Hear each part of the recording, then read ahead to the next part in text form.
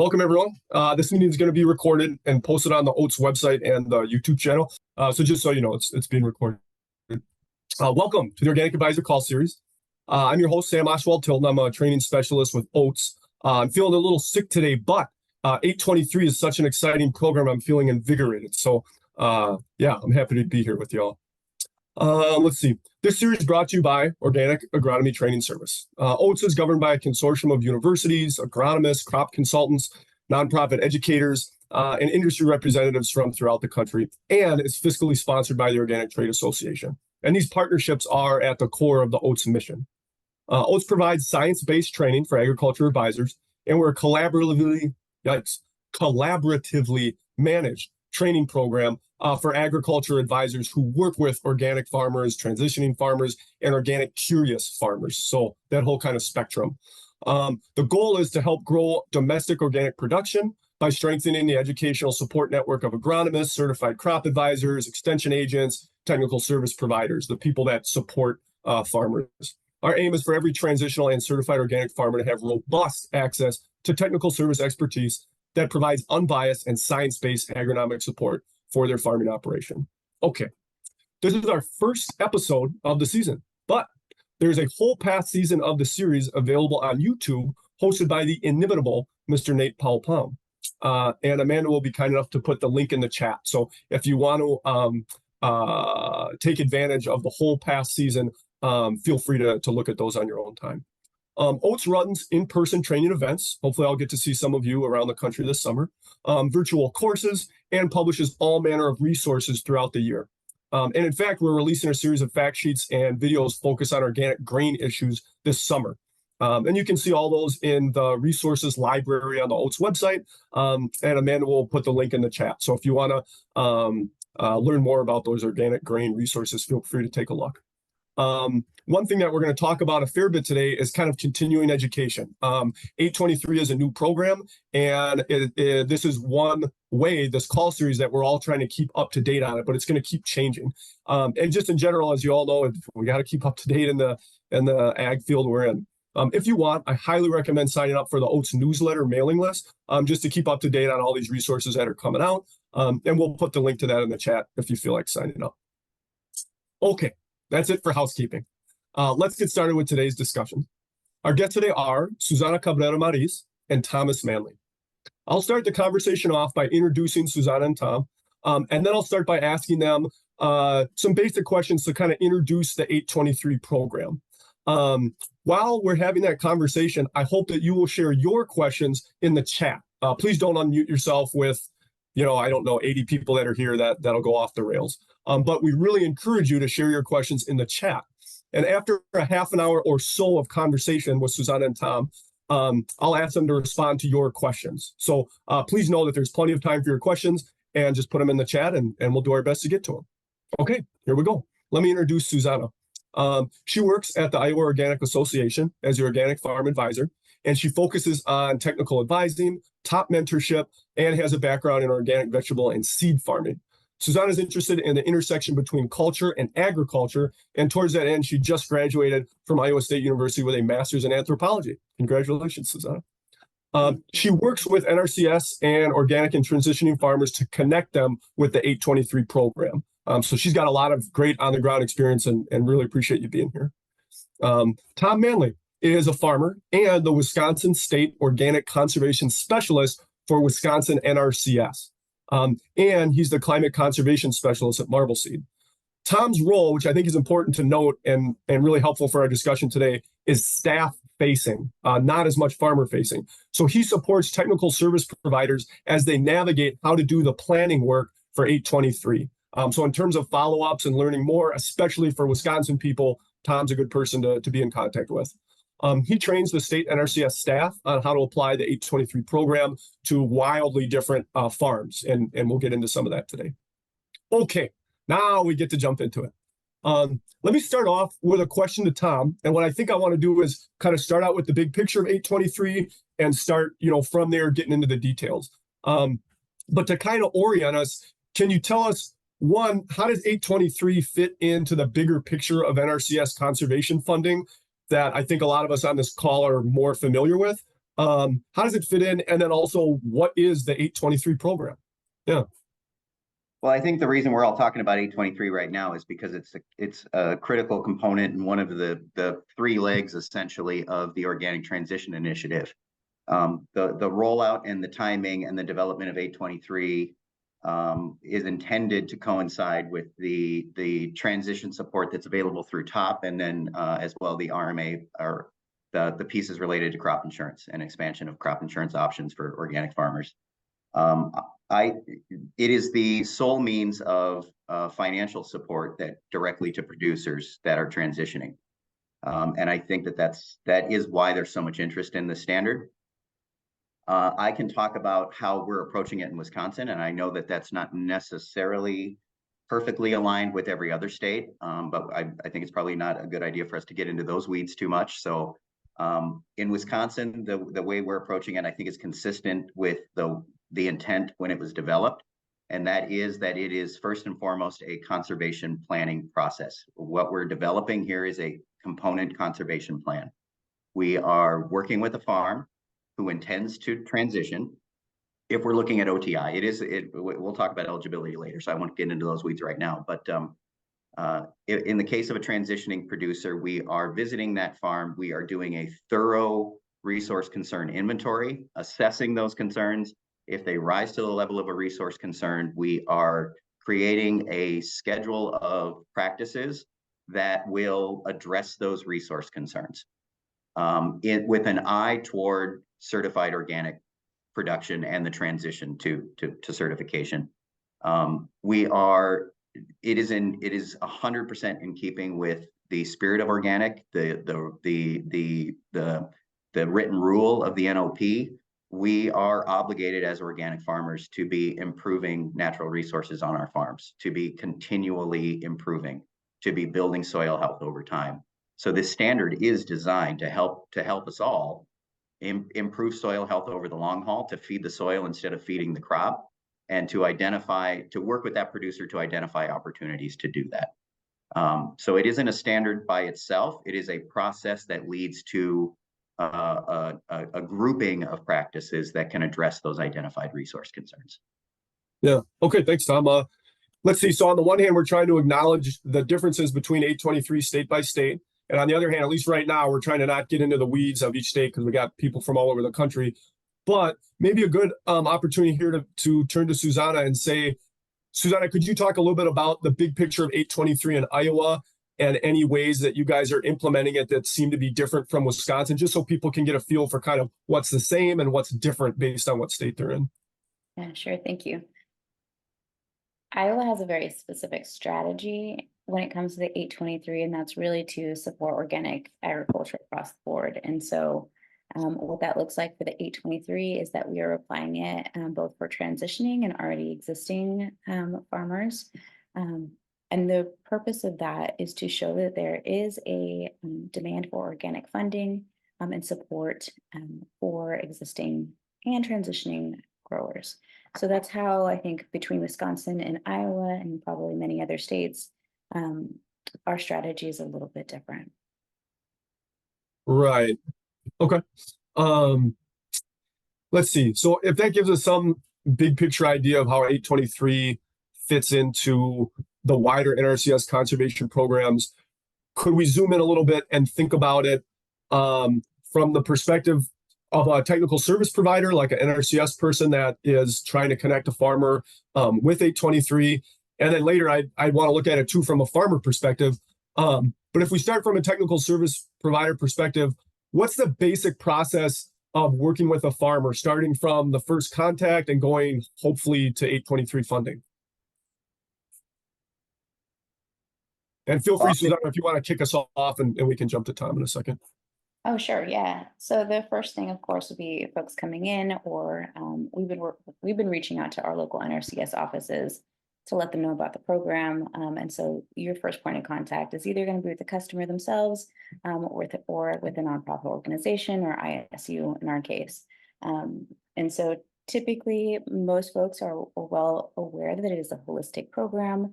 And from my perspective, the folks I work with, everyone is looking for help with a holistic holistic management of their farm. So they might have been farming for 20 or 30 years, but they still need help and they still need assistance. And sometimes identifying those needs and those resource concerns are a little bit difficult for them. And so I think the first part is really understanding their farm, what they're seeking or wanting to know, and then helping them identify programs that may fit for them and may be within their purview. Okay. Tom, could you say similarly again, because you're in a different state, what does that process look like from a technical service provider perspective?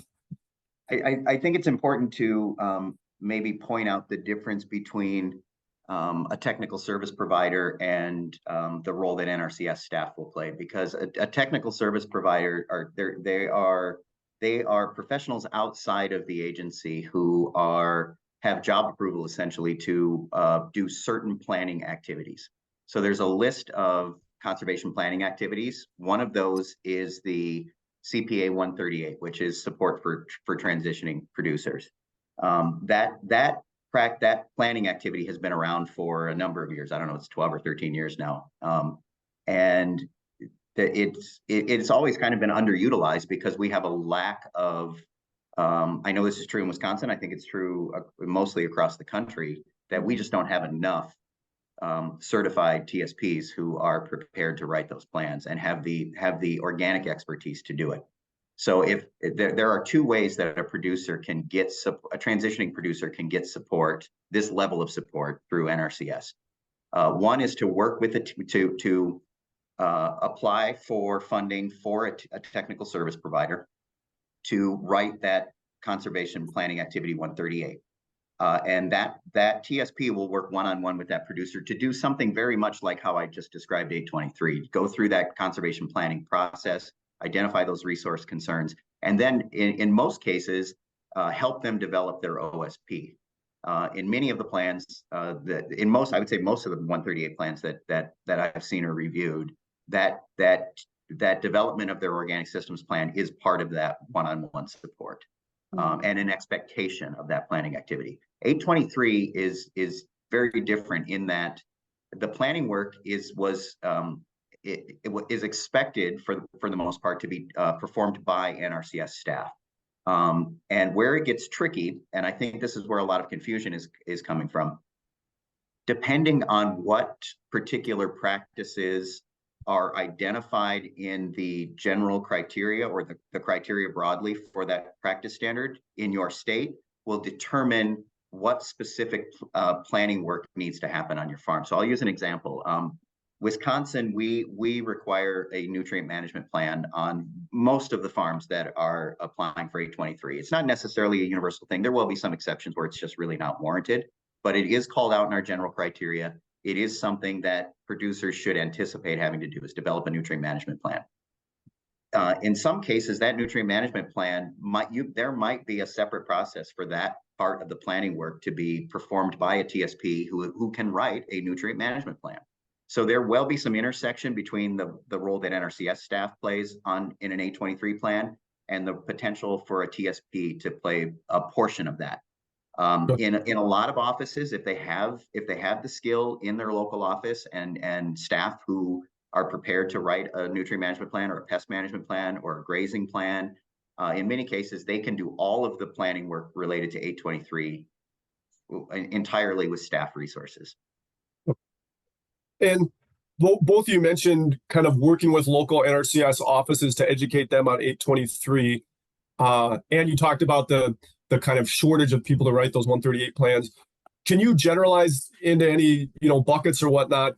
What tend to be the like educational shortcomings of those NRCS offices or TSPs, just with it being a new program? Like what are the important things that you feel like people don't know that you're spending time to educate them on, or is it the whole program? For us, quite often it's the entire program because it is so new. For folks who are aware of it, oftentimes they're uncomfortable or just don't have the experience with organic production and what that looks like and the specific constraints for those farmers. So those are the two areas I've had the most interactions with. Okay. I think the challenges kind of depend to some degree on region and the just level of general understanding of organic in a particular state or a particular local office. There has been some I guess trepidation might be a word on the part of staff to embrace this standard and to really engage with producers who are asking about it. And I think that some of that was just related to the manner in which it was rolled out, and this is true for OTI broadly. We have a lot of work to do, and I think we're playing a little bit of catch up. I feel like we're on the verge of getting out the resources that staff need. I spend a lot of time just answering questions one-on-one with staff and producers about just a lot of the questions we're trying to answer here today. Like what is this practice standard? How can it benefit the producer? What should be their expectation? And then really just trying to explain to staff like what that role really is. And part of what we're running into, and we just need to be honest about this, is that NRCS just they need more staff. They need to retain more staff. Their staff in virtually every local office that I work with, they're just stretched to capacity and beyond. And when they get up against a sign-up deadline or a batching deadline, this I think in many cases feels like it's so complicated and such a heavy lift that I think that's where some of the stories we're hearing about producers feeling like they were discouraged from pursuing 823, that's where that's coming from. So, you know, I have some work, some other folks I know there's some other experts on the call here who I hope we get to hear from later who have a lot of experience doing a lot of the same kind of work that I'm doing in Wisconsin. We have a long road ahead of us. I think we've done a pretty good job of identifying where those gaps are and what that training needs to look like. But we just really need to focus in on the fact that it's not that scary. It's not that complicated. All the planning work isn't going to happen before that application is submitted or before that contract is even awarded. We have to anticipate that some pieces of that plan will be developed over the course of that contract and over that 36-month typically transition period. Yeah. Well, thanks for putting your finger on the feeling that some farmers have had that they're kind of discouraged, and sounds like, you know, it may not be kind of intentional, but there's a reason people are feeling that. Could you all, let's see, you talked about some of the sort of knowledge gaps with any new program that NRCS and TSPs are dealing with. Can you talk about now from the farmer perspective, just give us a story, if you will. What does it look like when a farmer contacts you about 823 from their perspective? What's that process like all the way to funding? And in your experience, what are the steps that tend to feel intimidating, and are there any ways to kind of get over that? Yeah.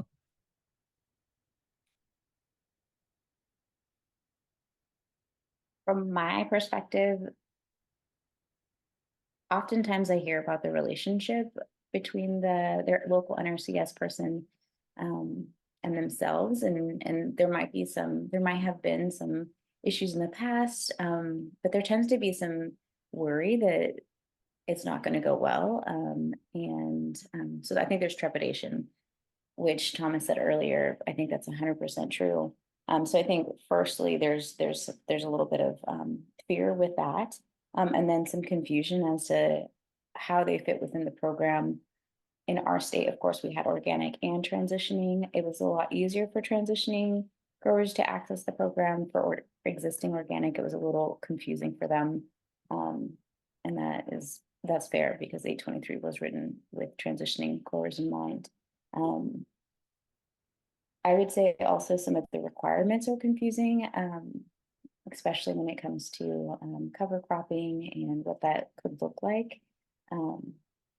I would say that another experience that farmers are having is maybe not being entirely sure that they're willing to take on the different practices. And maybe it doesn't fit within their system, or it just feels like a heavy lift. And so from them, I think sometimes there's some confusion as to what is absolutely necessary. And for some NRCS folks, they say this is absolutely necessary that you do this in this particular way. And for farmers, that can be really hard to stomach. In order to get over it, I think, or to work through that process, I think it's really a relationship building activity. Our organization kind of, we act as a liaison between both the farmer and the local NRCS person. We try not to take sides. We try to be as unbiased as possible and just hear from each person what their experience has been, and try to get them to a point where we're in agreement on a particular matter. Mm-hmm. Tom, anything to add to that or no? Just that I think it's important when we're talking to producers that we're managing expectations, because I think that there has been some promotion of this standard that I think leaves the impression that it's simply a per acre payment for being organic or for managing organically. And it really is a per acre payment for the intent. And this is true, I think, for NRCS cost shared broadly, is that the intent is that what's being paid for are real tangible conservation benefits that we can point to. And what I try to do when I'm in any kind of farmer facing conversations is really sell the value of that planning process and what they're going to learn in that process and how that can inform their production and the development of their OSP over time. And I'll use an example. I just had this conversation with a farmer from Iowa yesterday, talking about how their concern initially about having to do a nutrient management plan as part of their 823 contract, and just the what they've learned in that process and how glad they were that that was actually part of the process, because it's informing their production now. Mm-hmm. So I think as long as, at least this is the way I'm viewing it. Again, I don't want to speak for every state or for everyone who's in a role like this, but I think it's really, really important that we continue to focus on that conservation planning aspect of this practice and the benefits that will come from that. And, you know, like you said, Susana, the staff relationship with whoever the planner is, that relationship with that producer is really important. Understanding what their goals and objectives are, really honing in on what is going to work on their farm, taking into account, what are either their soil or water resource concerns, all of those kinds of physical concerns, but also what's their labor resource, what's realistically can they hope to accomplish, and which practices are going to fit within those goals and objectives, and focusing on the ones that are going to have the most bang for the buck for them and for conservation outcomes. Another tip I've heard from the farmer end is not waiting for the sign up period, but starting the conversation sooner. Is that just because of all the kind of planning that's required? They might as well get ahead of it. You can go ahead, Susana. Oh, yes. In short, yes. I think it's best to give yourself plenty of time, especially, we have to remember that our NRCS, like Thomas mentioned, is that they're super short staffed and they have deadlines and they have their ranking period and they have the deadlines for those things.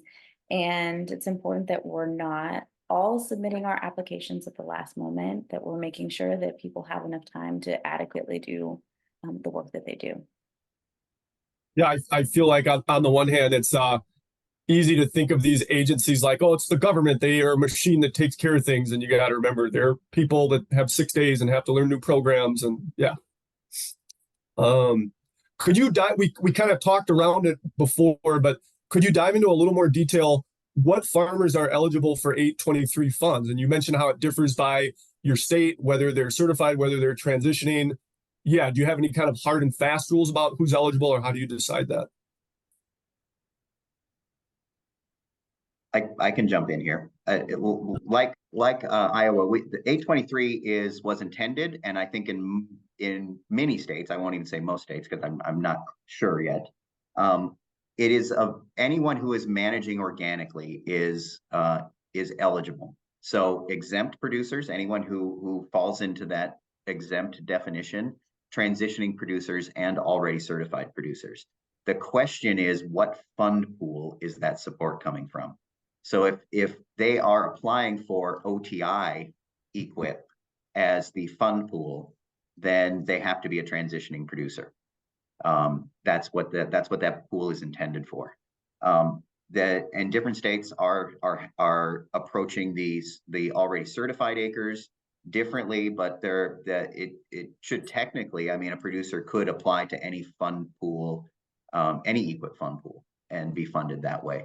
So there is going to be some discretion on the part of states and local staff in terms of how they approach those plans. I think it's important not to lose sight of the benefits that 823 can have on already certified operations. I think that if we're all honest with ourselves in the organic community, there is, because that idea of continual improvement is so baked into the ethos of organic, we should really be stressing that 823 on certified acres is a good thing, because it is an opportunity to take producers that might already be managing well and continue to improve their management. And I guess I'll just quickly piggyback on top of that, I know that 823 is the focus right now. I want to not lose sight of the fact that there are other areas, other funding pools and other programs that are available to these farms that oftentimes have way more money in them than the OTI fund pool does. And, you know, in my mind, this practice standard is intended to be a resource management system level plan.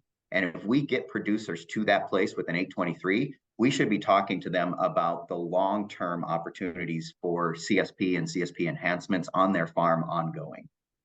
It is in the spirit of organic. It is what we want as conservation planners for outcomes.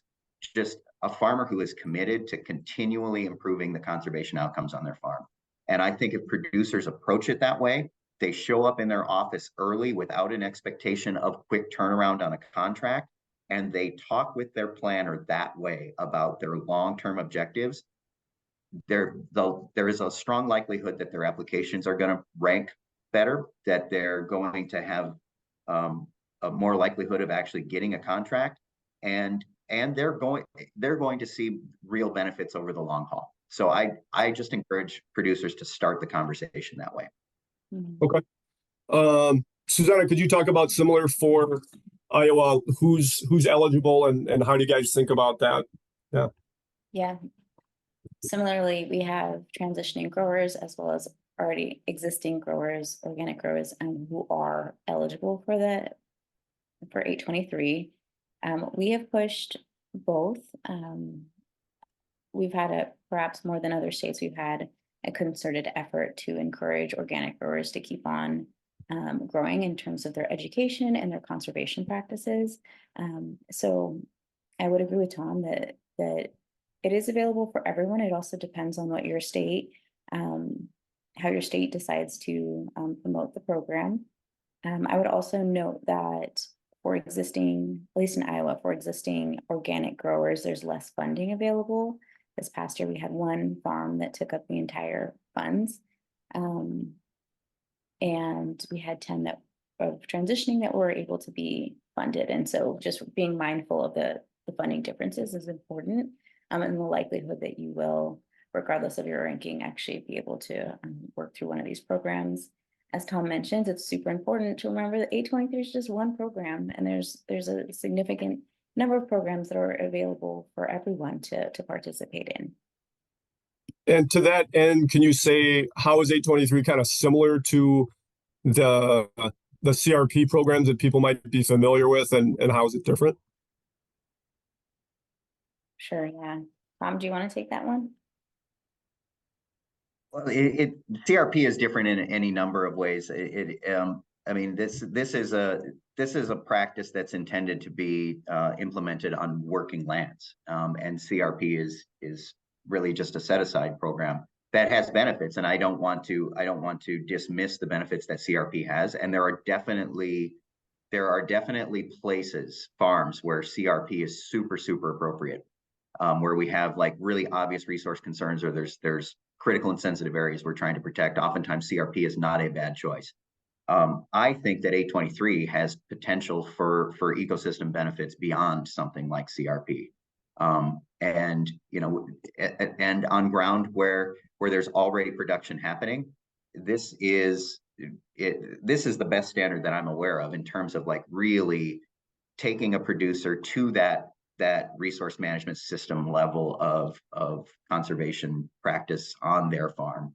And if we can encourage producers to commit to all the things that 823 is and all the practices they might be expected to implement as part of a contract, that's where the long-term benefits come from. That's when we're doing all the things we want to talk about. That's when we're storing carbon. That's when we're infiltrating water. We're doing all of those things, and I want to not lose sight of that big picture piece as we talk about these things. We also need to get money. We need to get support to farms, and we need to do what we can to encourage producers to transition. And I'm sure most of us folks on the call might already be aware of this, but as big a pool of money as the OTI funds seem, OTI broadly is $300 million, but when we look at something like IRA funding, that's almost $20 billion. So if we can find ways to better support organic producers through some of that IRA funding, because there's IRA EQIP funding and IRA CSP funding, I think that there are a lot of opportunities there as well. So 823 might be the gateway, the doorway into NRCS, but we really want to be selling the value of just long-term, good management, on all these farms. And I'll maybe just quickly bring up a point here, because I would love to hear from folks when we get to the Q&A piece. 823 is not on the CSAF list, the recognized climate smart practices. And I'm wondering if there wouldn't be real benefit in pushing for its inclusion. I think it was left off for political reasons. And I think if we could overcome that hurdle and get 823 on that list, that could have real benefits for producers too. So I would love to hear everyone's thoughts when we get to that point. Cool, thank you. I'll make a note of that. Can we turn it's helpful to look at the big picture, but I think also helpful to look at specific examples. Susana, could you share an example of a farmer you worked with where 823 was kind of not a good fit, and why was it not a good fit, and what did that process look like? Yes, I can. Most of the producers I worked with who ended up not qualifying for the 823, they had issues with erosion. And while from a production level, while they tried to manage it, they also were working within organic systems, which we know tends to encourage some tillage or some excess tillage or extra tillage. And as a result of that, they've just not been able to participate in the program, especially in the driftless area with the slope rates that they are. It's been really hard for folks who do want to participate, who are doing important conservation measures, to be able to participate in the program. From my perspective, education is super important, especially when they're coming into the office. Most of the farmers I've talked to, they just don't believe that the Russell 2 calculator is effective and is really telling us what's happening, and that's because of their experience on their land and what they can see. And so it's important that we're able to discuss erosion and all the different ways in which this can occur without us really being able to see it physically. Okay. Tom, same question to you, an example of a farmer where 823 didn't really apply, and why not?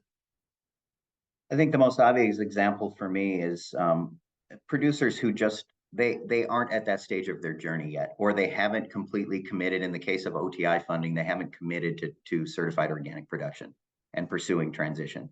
I think those producers are better served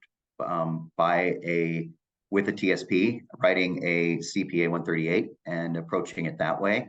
And because the producer will then have that schedule of practices that they could potentially go apply for if they finish developing their production system, have a better understanding of what their long-term organic systems plan is going to look like, and they commit to transitioning. So I think in those cases, 823 is not at all a good fit. if there's any hesitation on the part of the producer to pursue certification, I think it's probably not a good fit. That's the most obvious example. I would also add in the willingness to take on new conservation measures. That is important. So you could be excited about the program, you could be excited about the idea of the funding, but if you're not really willing to make any significant changes, then the program might not be a good fit for you. As Tom So mentioned. it's not just free money, is what you're saying. Yeah, no, we've got to be able to put some work in to qualify. The money is supposed to support your efforts into making a more ecologically sound environment. And so if you're not at that point where you feel like that's something that you can commit to, then it's not going to work out well. Okay. And then kind of the opposite example, Susana, can you tell us about a farmer you worked with where they got their 823 funding and you almost think of them as like a poster child or success story? Like what practices did they implement and why did the process go well? Yeah. Similarly, I would say that most of the farmers who have gotten it are committed to changing things or committing to adding in extra conservation measures. A lot of folks have been, for Iowa, so we have a lot of row croppers. And so they've been your typical row crop farmers who are willing to put in some extra rotations. Maybe they're willing to have to put in some pollinator habitat. They're really willing to make some significant changes to make their farm more ecologically and environmentally viable and sustainable in that way. That's who I would say has had the most success. I think even when there's been farmers who are already organic, but their production system is a little bit of a challenge, or maybe they have issues with workforce, any of those kind of challenges that can often, even if they're excited about the program and they want to participate, those issues are definitely going to come up and impact whether they're successful in terms of how they're ranking and whether they get any funding involved. Okay. Kurt, thanks for your good questions. We'll look forward to getting to them here in a few minutes. Tom, similar question to you in terms of kind of poster child or success stories, any specifics you can share, what practices were implemented and what worked well? A couple of the plans that I've been involved in Western Wisconsin, and this might be somewhat unique to Wisconsin, but I think it's probably true in some other places. We have a well-developed network of grazing planners and a lot of grazers and a grazing community. Two of the plans that I've worked on here have essentially put almost the entire farm under grass. And from a conservation outcome standpoint, I mean that's about as good as it gets. So if we're looking at well-managed perennial pasture, the more acres we can get under permanent grass is, that's always going to be a good thing. One of those plans, he does do row cropping, but he has, as part of the plan, is very purposefully integrating the livestock into that cropping system. And we've made some changes in how we approach grazing crop ground and what cost share looks like for that in Wisconsin here. So that helped incentivize, I think, that producer to go in that direction. But you start to get those stacked synergistic benefits for a conservation crop rotation and the introduction of livestock and reducing his feed costs and all of those pieces. It really starts to make sense in terms of a whole systems farm approach. So there are two farms that I've helped plan on here that really kind of fit that description, and I'm confident that the long-term outcomes on those farms is going to be positive. Okay. Tom, it sounds like a big part of your role is developing training resources for NRCS and TSPs around 823. Can you tell us a little bit about these trainings? How and when will they be available? And kind of generally, how can people stay up to date, especially with a new program that differs by state? Yeah, well, that is supposed to be my primary role, but I'll be honest, I've spent just as much time in the last year talking to producers and staff individually as I have developing that more organized training. We're in the process right now of finishing up some webinars that we'll be making available to Wisconsin staff. I think part of the challenge in all of the training that's necessary was that rushed rollout of the program that I talked about earlier, and just the need to introduce the program and get those monies out and start obligating monies. That was a political calculation that had to be made because of the climate in Washington. And we're playing catch up because of that.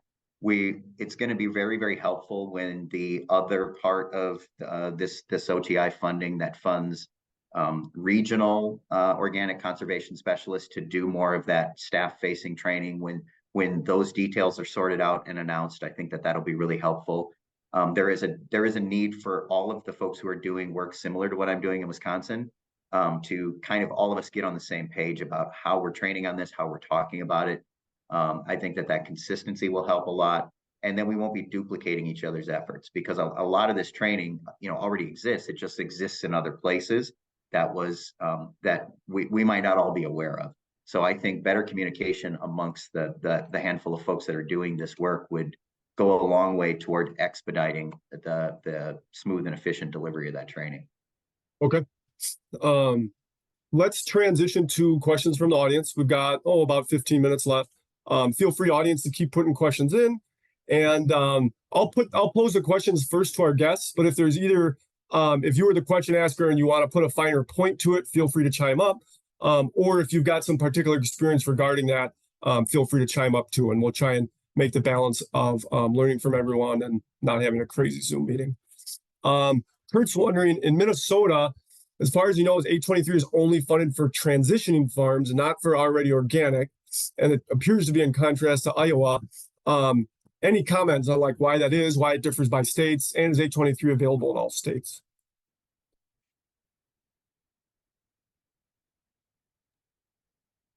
Sure.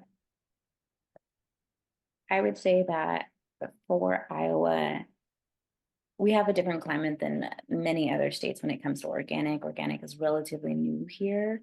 If we look at the big picture of organic agriculture, it is relatively new, and we have very few producers who are organic, and we have very few incentives and support for them. And so as a result of that, we have purposely made this funding pool available for both. Granted, the amount of organic producers who are being funded it's very small, and it will probably remain very small.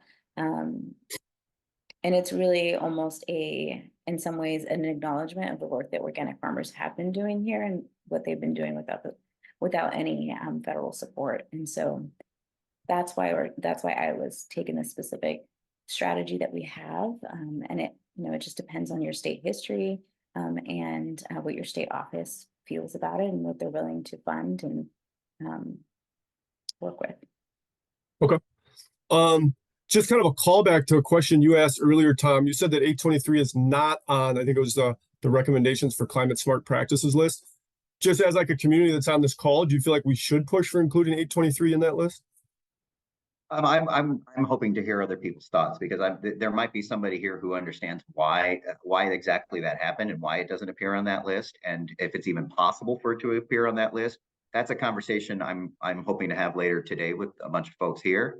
It would seem to me that if it were included and recognized as a climate smart practice on that list, that it would open up what is quite possibly the biggest funding pool available. And although there is, so just so we all understand, there is that political component to this. We have to be making sure that IRA funding isn't clawed back as part of this farm bill process, because that is a possibility. We have to be calling our lawmakers, particularly the influential lawmakers on the House Ag Committee, and being heard that of just about how important conservation funding is broadly, because there is a concerted effort to claw back that money. But right now, that IRA fund pool is gigantic compared to the OTI fund pool. So I would love to see it. Yeah, and I see Marina's chiming in there, and that interim status is probably exactly the reason. It is an interim practice. It is not a permanent practice. So we all have a lot of work to do in terms of being able to point to very real successes, so that we can have it included on a list like CSAF. But Kind of a broader question, which will be nice, just all the people in the room that have experience. Is there a way to get NRCS funding for the purchase of new conservation tillage equipment?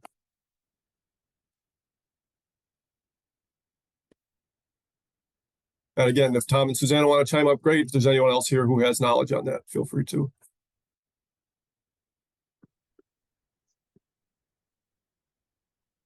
Did we stump people?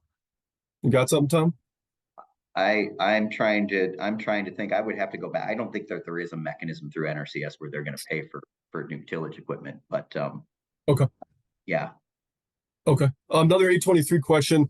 On the 823 application, there's a requirement to complete an organic systems plan, OSP, for crops. Let's see. Sorry. Is there a requirement to complete an OSP for crops or for crops and livestock? There's already just, a lot of paperwork. If farmers are already certified, can they just submit their existing OSPs?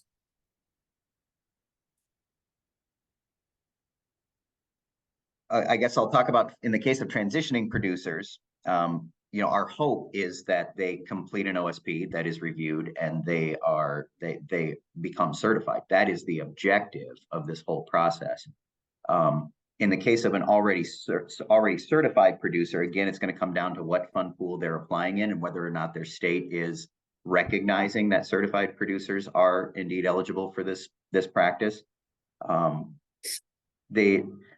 There isn't a mechanism for enforcing, though, at least not in Wisconsin. I mean, we mention it very clearly in our standard that the expectation is that a producer is working with a certifier and is moving towards certification, but we don't have any real way to enforce that. Okay. Other than just we documented in the implementation requirements that they are working with a certifier and who that certifier is, and that their intent is to move that direction. But again, we don't have any sticks with which to enforce that. So okay. Good question here. My opinion is, can rented land be included as an 823 application? Really quick, I'm going to go back to Francis's question and just tell him, yes, Francis, you can use your OSP. We have had that happen, especially when there is sometimes a contentious relationship. So we have had that happen. One thing I want to stress is that while you may already be existing, and Francis, I know you've been doing this for longer than I've been alive, so kudos to you. But it is important that we remember that we are pushing the envelope and we want to include more conservation. So take your OSP, absolutely use it, but then also sit down and think about what are more things that you could do? Is this OSP still relevant for the work that you're doing and where you see yourself moving into the future? So that's what I would say to that particular question. Okay. Another question, in terms of being able to advise district conservationists, technical service providers, can you all talk about more specific examples of practices that farmers can implement on row crops and specialty crops to hit 823? More than just like reducing erosion, but what are specific practices that you found be helpful?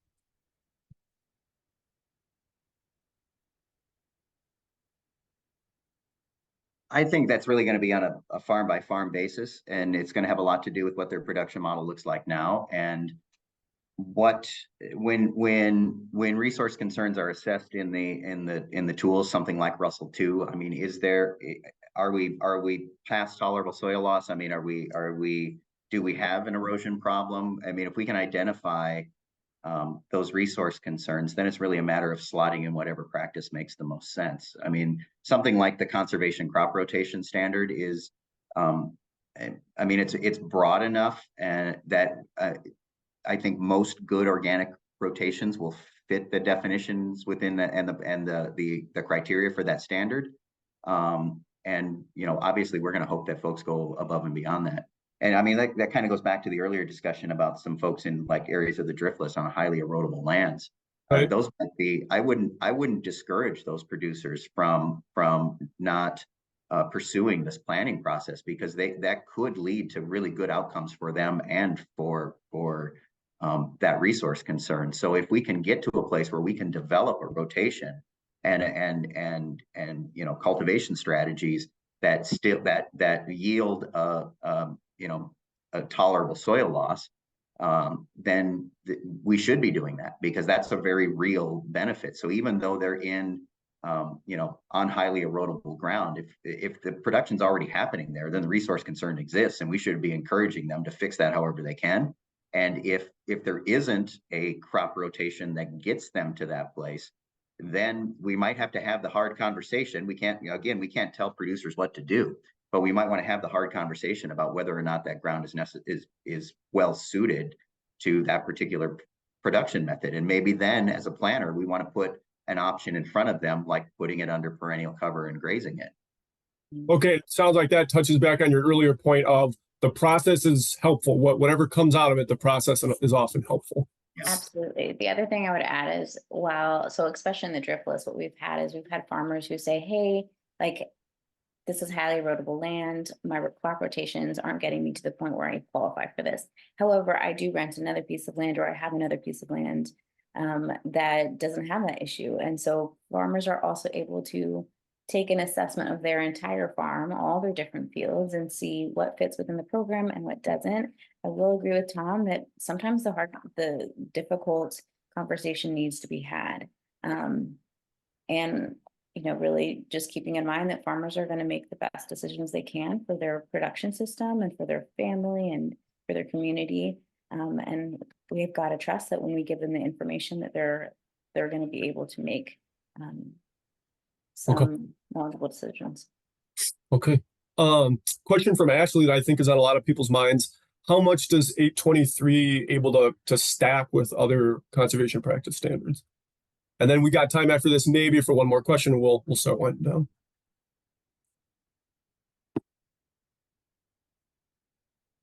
Well, I can talk about that stacking piece. I mean, I think every 823 plan is going to have component practices as part of it, and it could be essentially any recognized practice. It's really going to depend on that farm. So and those practices might be very different on a small diversified vegetable operation than they are on a large row crop operation.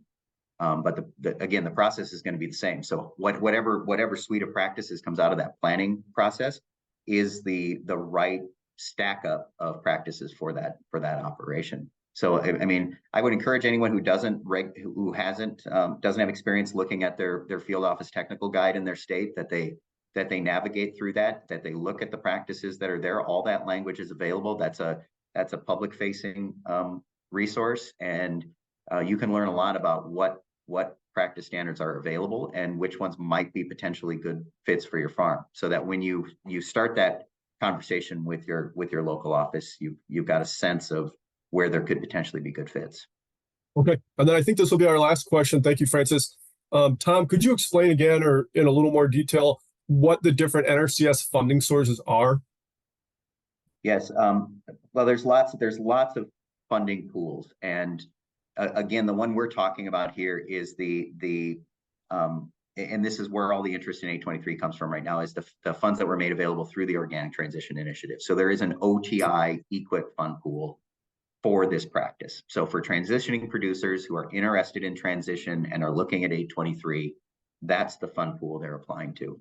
But there's general EQIP, there's IRA EQIP, there's the Organic Initiative EQIP. So and again, I think there is some variance from across state borders about how they approach that. But there is a fund pool that's been around for a while that is specific to organic producers. It's not particularly big. Some states it's really quite small. But those are opportunities as well. So an 823 might not necessarily be a good fit in that fund pool every time, but some other practices might. So especially in the case of certified producers, whether looking at that planning process on your farm, you may not end up with a contract for 823, but you may very well end up with contracts for other practices that could potentially be just as beneficial in the long run. Right. So again, the planning is good experience. Okay. I think we'd better call it there. I want to respect everyone's time. Susana and Tom, thank you so much for your work helping organic producers navigate the 823 program in general, and also for your time joining us and the time you took with me kind of preparing this. Before you leave your desk, if you could be so kind, please take a moment and fill out our evaluation. It'll take you 30 seconds or less. And your opinion really helps us improve these calls. The goal is that these are kind of quick hits of helpful information. And I really want to make that happen. So unless you try to hurt my feelings, you won't. Just any suggestions you have would be very welcome. And we'll put a link to the evaluation in the chat now. You can take a look for that. And lastly, save the date for our next Organic Advisor call. They're going on about every month, every other month through the season. The next one is Tuesday, June 25th, again from 12 to 1 Central Time. And we'll discuss equipment planning and priorities for transitioning farmers, because you can't have it all. I hope you can join us then. Until then, happy spring and happy planting. Thanks a lot, y'all.